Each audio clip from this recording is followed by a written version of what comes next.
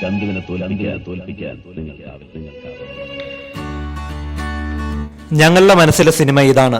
മമ്മൂട്ടിക്ക് വേണ്ടി അത് മാറ്റാനാവില്ല. താങ്കൾക്ക് ഇഷ്ടമായില്ലെങ്കിൽ അഭിനയിക്കേണ്ട. ചന്തുവായി ഞങ്ങൾ മറ്റൊരാളെ കണ്ടെത്തിക്കോളാം. സംവിധായകൻ ഹരിഹരന്റെ കൃത്യതയാർന്ന നിലപാട് കേട്ട് മമ്മൂട്ടി നിശബ്ദനായി നിന്നു. വടക്കംപാട്ട് ചിത്രങ്ങളിലെ കാലം അസ്തമിച്ചെന്ന് മലയാള സിനിമാ ലോകവും മമ്മൂട്ടിയും വിശ്വസിച്ചു വെച്ച സമയത്തായിരുന്നു MD വാസുദേവൻ നായർ ഹരിഹരൻ ടീമിന്റെ വടക്കൻ വീരഗാഥ മലയാള സിനിമാ ഭൂപ്രദേശത്തിന്റെയും മമ്മൂട്ടിയുടെയും അഭിനയ ജീവിതത്തിന്റെയും വീരചരിതമായി മാറിയത്. ബോബൻ കുഞ്ചാക്കോയായിരുന്നു സംവിധായകൻ ഹരിഹരന്റെ മനസ്സിൽ വടക്കംപാട്ട് ചിത്രത്തിന്റെ മോഹം കുത്തിവെച്ചത്. ഹരിഹരൻ അപ്പോൾ തന്നെ കുഞ്ചാക്കോയോട് പറഞ്ഞു, പഴയ രീതിയിൽ ഇനി ശരിയാവില്ല, പുതിയ ഭാവത്തിലും രൂപത്തിലുമാക്കി കൈവെക്കണം. അങ്ങനെ ഹരിഹരൻ MD വാസുദേവൻ നായരെ തേടി യാത്ര തിരിച്ചു. MDക്കും ഹരിഹരന്റെ ആശയം ഇഷ്ടമായി. വടക്കംപാട്ടിലെ ചതിക്കപ്പെട്ട ചന്തുവിനെ മുൻനിർത്തി കഥ പറയാമെന്ന് തീരുമാനിച്ചു. ചന്തുവിനെ ആദ്യം നോവൽ എഴുതണോ സിനിമ എഴുതണോ എന്നൊരു സംശയം MDയിൽ ഉടലെടുത്തിരുന്നു. ഒടുവിൽ സിനിമയ്ക്ക് വേണ്ടി തന്നെ എഴുതാൻ തീരുമാനമെടുത്തു. തിരക്കഥ എഴുതാൻ തുടങ്ങിയതും ബോബൻ കുഞ്ചാക്കോയ്ക്ക് മറ്റൊരു കാരണത്താൽ ഈ പ്രോജക്ട് ഉപേക്ഷിക്കേണ്ടി വന്നു. ഇതിനിടയിലാണ് നിർമ്മാതാവ് PV ഗംഗാധരൻ ഒരു ചരിത്ര സിനിമ ചെയ്യണമെന്ന മോഹവുമായി MDയെ കാണാൻ വന്നത്. ചന്തുവിനെ തൽക്കാലത്തേക്ക് മാറ്റിവെച്ചു. MD മനസ്സിലുള്ള പഴശ്ശിരാജയുടെ വൺലൈൻ തയ്യാറാക്കി. ഈ സമയത്താണ് സ്വാതന്ത്ര്യ സമര ചരിത്ര പശ്ചാത്തലവുമായി ഒരുങ്ങുന്ന IV ശശിയുടെ 1921 കഥയെക്കുറിച്ച് കേട്ടത്. ഒടുവിൽ പഴശ്ശിരാജ ക്യാൻസൽ ചെയ്ത് PVജിയോട് MDയും ഹരിഹരനും കൂടി ചന്തുവിന്റെ കഥ പറഞ്ഞു. PVജിയുടെ ഊട്ടിയിലെ അഗതി മന്ദിരത്തിൽ വെച്ച് 15 ദിവസം കൊണ്ട് MD വടക്കൻ വീരഗാഥയുടെ തിരക്കഥ പൂർത്തിയാക്കി. സ്കെച്ച് കണ്ട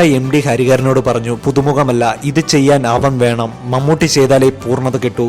ആരോമലുണ്ണിയായി സുരേഷ് ഗോപിയെ എല്ലാവർക്കും സമ്മതമായിരുന്നു. ക്യാപ്റ്റൻ രാജുവിന് അരിങ്ങോടറുടെ വേഷം ചേരില്ലെന്ന് പലരും പറഞ്ഞു. പക്ഷേ MDക്കും ഹരിഹരനും ക്യാപ്റ്റൻ രാജുവിൽ പൂർണ്ണ വിശ്വാസമായിരുന്നു. ഉണ്ണിയാർച്ചയായി മാധവി എന്ന തീരുമാനം ഹരിഹരന്റേത് മാത്രമായിരുന്നു. കൊല്ലങ്കോടും മദ്രാസിലെ അടയാർ ഫിലിം ഇൻസ്റ്റിറ്റ്യൂട്ടും ഗുരുവായൂരുമായിരുന്നു ലൊക്കേഷൻ. ഛായാഗ്രാഹകൻ രാമചന്ദ്രബാബു ആയിരുന്നു. ബാലങ്കെ നായർ, ഗീത തുടങ്ങി വൻ താരനിര തന്നെ ചിത്രത്തിൽ അണിനിരന്നു. 60 ദിവസം കൊണ്ടായിരുന്നു ചിത്രീകരണം പൂർത്തിയാക്കിയത്. 1989 ഏപ്രിൽ 14 വടക്കൻ വീരഗാഥ റിലീസ് ചെയ്തു. പാണം പാടി നടന്ന വടക്കംപാട്ട് വാമൊഴിയെ തിരുത്തിയെഴുതിക്കൊണ്ടും മലയാള സിനിമയുടെ മഹിമ പേറി മറഞ്ഞുപോയ വടക്കംപാട്ട് ചിത്രങ്ങളിലെ നിഴലിനെ പോലും തോൽപ്പിച്ചുകൊണ്ടും ചുരുകത്തുമ്പിനേക്കാൾ മൂർച്ചയുള്ള സംഭാഷണങ്ങളുടെ കൂർപ്പുമായി വടക്കൻ വീരഗാഥ മലയാള സിനിമയുടെ ഐതിഹാസിക വിജയമായി മാറി. 1989 ദേശീയ സംസ്ഥാന അവാർഡുകളിൽ വടക്കൻ വീരഗാഥ നെഞ്ചും വിരിച്ചു നിന്നു. എന്നാൽ വടക്കൻ വീരഗാഥയോട് മത്സരിച്ച മൃഗയുടെ സംവിധായകൻ IV ശശിക്കായിരുന്നു മികച്ച സംവിധായകനുള്ള പുരസ്കാരം. വിവരമറിഞ്ഞ IV ശശി പറഞ്ഞു, ഒരു വടക്കൻ വീരഗാഥയുടെ സംവിധായകൻ ഹരിഹരൻ തന്നെയാണ് ഈ അവാർഡിന് തീർത്തും അർഹനെന്ന്.